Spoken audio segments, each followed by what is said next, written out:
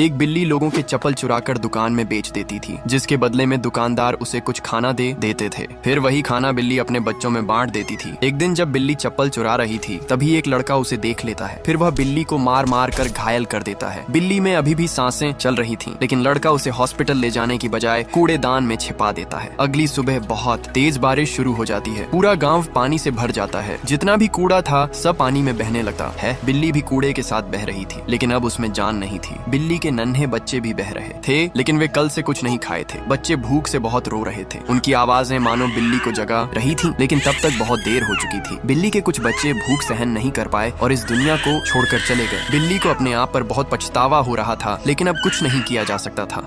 एक बिल्ली लोगों के चप्पल चुराकर दुकान में बेच देती थी, जिसके बदले में दुकानदार उसे कुछ खाना दे देते थे। फिर वही खाना बिल्ली अपने बच्चों में बांट देती थी। एक दिन जब बिल्ली चप्पल चुरा रही थी, तभी एक लड़का उसे देख लेता है। फिर वह बिल्ली को मार मार कर घायल कर देता है। बिल्ली में अभी भी सांसें चल रही थीं, लेकिन लड़का उसे हॉस्पिटल ले जाने की बजाय कूड़ेदान में छिपा देता है। अगली सुबह बहुत तेज बारिश शुरू हो जाती है। पूरा गाँव पानी से भर जाता है। जितना भी कूड़ा था सब पानी में बहने लगता है। बिल्ली भी कूड़े के साथ बह रही थी, लेकिन अब उसमें जान नहीं थी। बिल्ली के नन्हे बच्चे भी बह रहे थे, लेकिन वे कल से कुछ नहीं खाए थे। बच्चे भूख से बहुत रो रहे थे। उनकी आवाजें मानो बिल्ली को जगा रही थी, लेकिन तब तक बहुत देर हो चुकी थी। बिल्ली के कुछ बच्चे भूख सहन नहीं कर पाए और इस दुनिया को छोड़कर चले गए। बिल्ली को अपने आप पर बहुत पछतावा हो रहा था, लेकिन अब कुछ नहीं किया जा सकता था।